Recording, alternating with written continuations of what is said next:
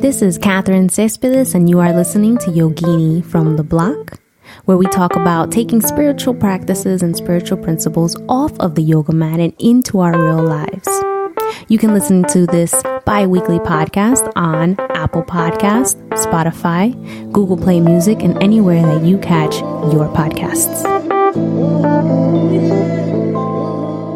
Hello and welcome. This is episode 16, titled Mapping Intentions and Navigating Dreams, subtitled A Guide to Unlimited Possibilities. Now, before I begin, I do want to make mention that if you go ahead and subscribe and click that button, you will always get a notification every time I release a new podcast, and you will never miss a beat. Now, I do want to make mention that I am in Cartagena, Colombia, and it is raining, and I am by the beach, so there are so many different sounds coming from every which way, and it's so wonderful. However, I am not with my producer. He is in California, so this episode is just different. It's a little different. It's going to feel a little different, and it's created differently. So let's go ahead and get started.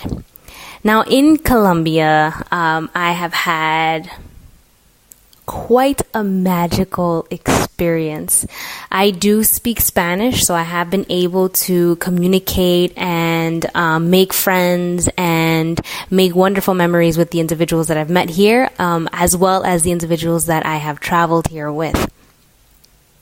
And just this morning, when we were flying out of Medellin to come back to Cartagena, my boyfriend was listening to Jim Rohn, and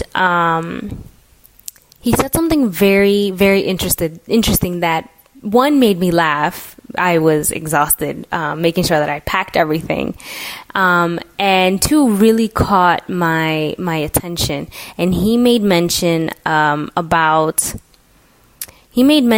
human beings are able to make their own decisions and go any which way.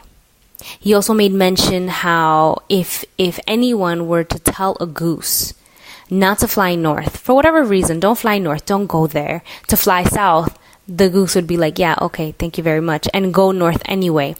And he said the reason why he does this is because geese are programmed to fly north. So no matter what you say, no matter what you do, they are programmed to go that way. And what made me laugh was that he said that we are not geese. So we can make our own decisions, and although we may have some things that are programmed into us, whether through experience, through whatever we have encountered in our lives and the way we were raised, it is not permanent. So that's the gist of what he said. And so what I took out of that was really the recognition of what is permanent and what is not permanent. This week, as I've been out here, as I made mention in the last podcast, I have begun my practitioner studies, so I am still doing homework out here and reading as much as possible. And I read on the very top of a mountain, of a rock, actually, that I was reading Goldsmith, and Goldsmith makes mention that nothing is permanent other than the law of the universe. Nothing is permanent.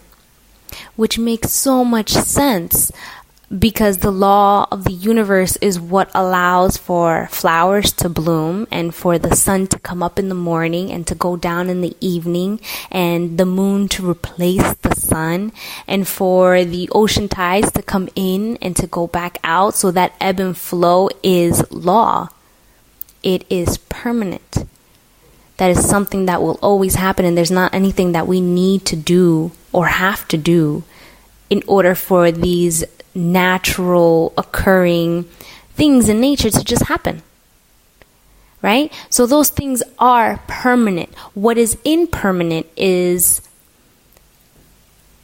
our feelings. Those are not permanent things. What is impermanent is our thoughts. Those are not permanent things. What you think today may be a good idea. Tomorrow you might be like, oh my goodness, I shouldn't have done that. And not to say that any of my trip I have no regrets. But when I booked it, I thought we will stay in Cartagena, we will go to Medellin, and then we will come back to Cartagena. And during the trip, I was like, maybe we should have just stayed in Medellin. That's just to say that thoughts are not permanent. Things change, experiences happen, and that shifts what is permanent. What else is not permanent, as per Goldsmith, is illness and disease. They are not permanent because they weren't always there, and they're not always at the same level. Not to say that disease and illness do not exist, is to say that they are not always permanent. But what can make them either last longer or, just kind of flare up in, I don't know, the only words that can come to mind right now, is our thoughts about it, is our attention to it, is our focus around that situation. Just like money. Money is not permanent, right? Money comes, money goes, and it's not always permanently in your pocket, because if we were to just hoard money and keep it in our pocket, we would be in the same financial bracket, no matter how much money is burning through that pocket, right? So even that saying right there, that money burns through your pocket, is not permanent, because you could be using that money for whatever reason, whether it be for charity, whether it be for your own pleasure of traveling and purchasing things for friends and yourself, whatever the case may be, it is not permanent. And I think this entire concept of the distinction of what is permanent and impermanent has given me a bigger perspective on life in general, realizing that this trip isn't permanent. Like, we are not permanently in Colombia, but this feeling right now, I can embrace this, I can enjoy this, because it is not permanent. Just like, being in California, that's something that I have wanted to do, and that may or may not be permanent. Just living situations, conditions is not always permanent. Things are always shifting, but the embracing and the gratitude of that is really what makes that count. And the reason why I'm saying that is because it doesn't matter at all unless we start with an intention. So you can be doing a million different things in a million different places, but it doesn't matter if there's no intention. That you might as well just be throwing glitter everywhere and making it shine for a little bit, but it doesn't last. And as John would say, it is not environmentally friendly. So it's really about what intention you're bringing into that space in anything that you do. So Jim Rohn also made mention about planning. What do you see yourself doing in the next 5 years? As per a survey, they asked somewhat many people. Sorry, I don't have the numbers. I'm not a stats person. Actually, I am, but not in this context. They asked so many people why they went to work. And there was a large percentage that didn't even know how to respond. They didn't know why. So my boyfriend is signaling to me that it was 9 out of 10. So 9 out of 10 individuals had no idea why they were going to work. And his question was, why do you go? Why do you even go then if you have no idea? And their answer was, because everybody else is doing it. Now, I don't know about you, but I remember my family talking about peer pressure. And that sounds like peer pressure to me. So intention, why are you doing what you're doing? And how long are you going to be doing that? And where do you see yourself in 5 years? And these all seem like, what is the word that us millennials are using? Adulting. They all sound like adulting questions. But in reality, what they are is a roadmap of where you are to where you're going. Because if we have no idea where we're going, you best to believe that somebody else will tell you where to go. So in 5 years, when you're not liking, this is in Jim Rohn's words, if you're not liking what you're picking up, what you're wearing, what you're eating, how your day is looking, It's because of the decisions or lack thereof decisions that we made 5 years prior. Just giving you a second to let that process, because that blew my mind. Like, the idea that what I am doing here right now, in this moment, was not created a few months ago. It was actually created years ago when I decided that I do want to travel. I do want to experience life with my friends and my boyfriend, and I want to create memories that I will remember for the rest of my life. So I created a space in which my boss actually enjoys the fact that I take time off to kind of get the creative juices flowing more, so I can come back with more energy, more ideas, more curiosity, more joy and love. Not to say that I didn't have it before, just to say that there's an abundance of it, and I can always have more of that. So I created this space for myself 5 years ago, and no matter where we are in our lives, whether we do like what we're eating, and we do like where we are sitting, and we do like what we are driving, whatever the case may be, whether you do or you don't, it's never too late to recreate. It's never too late to do something new. It's never too late to start going to the gym. It's never too late to do 5 push-ups. I don't like doing push-ups, but I'll do 1 a day, and then who knows? Maybe I'll do 3 by the end of the week. Who knows? I don't know. Point being that it's never too late. Like, we are not bound to the lives that we're living just because we're living them right now. The beauty is that we have access to unlimited possibilities, and it all starts right now. Like, if you can think of one thing that you love in your life, how can you create more of that? If you can think of one thing that you dislike, how can you shift that? So no matter where we are, we can always change it.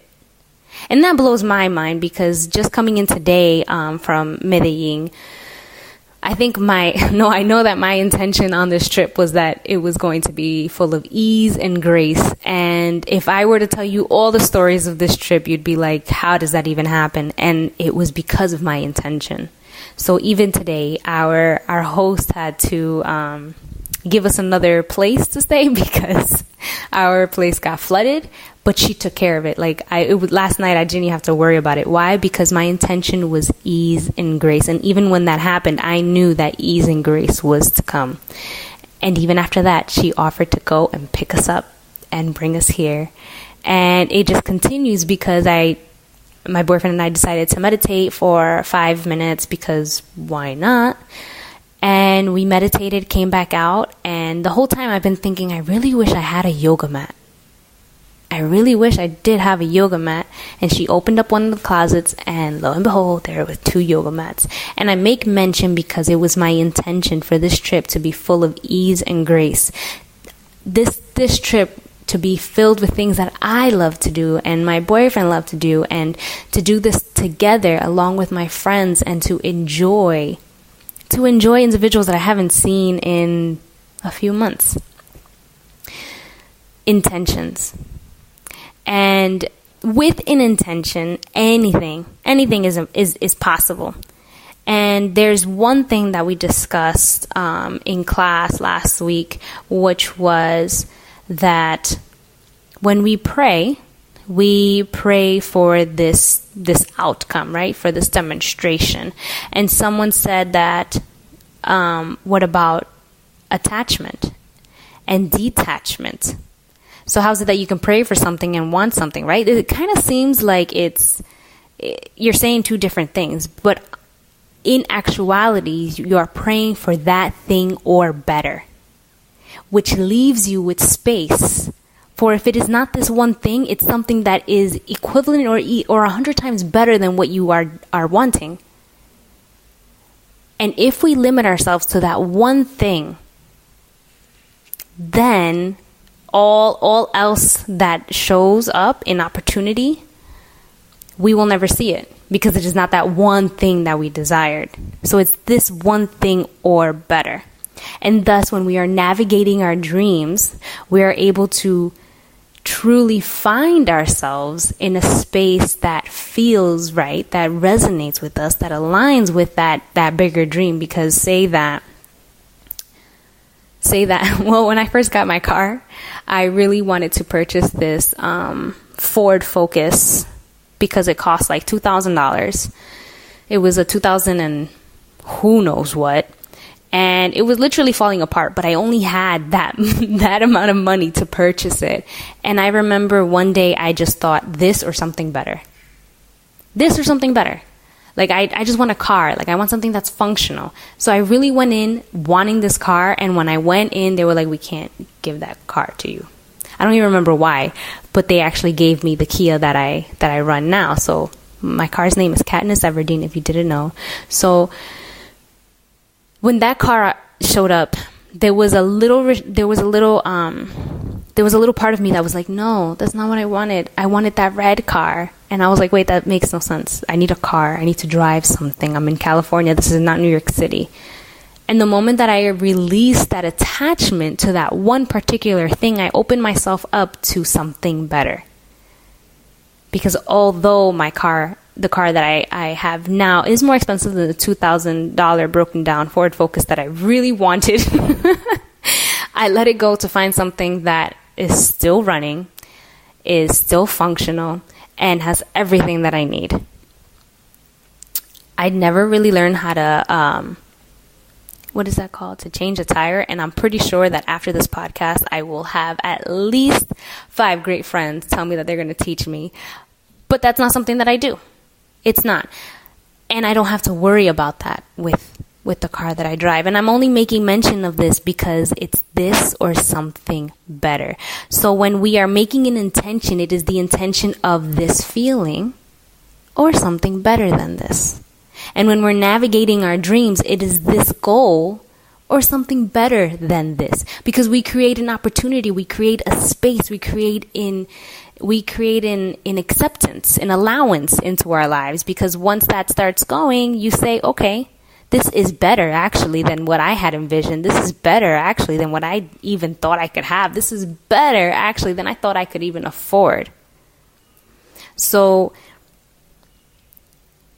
in intention, we create a an X mark on that map of what we want, of what we desire. And the magical part is that it doesn't only have to be in the very center of that X. You could use up the entire perimeter of that X and still be in the same area that you were desiring and what you wanted. Same goes for our dreams and our goals, right? When we create that, once again, when we put that X on the map and we say, I'm going to go right here, you can still explore, and you never know what you're going to find in that area. With all this being said, I am so grateful that you have shared this time with me. Let me know if you have any thoughts. Send me an email, yoginifromtheblock@gmail.com. And I am so looking forward to reading your emails and your comments. And I'll catch you on episode 17.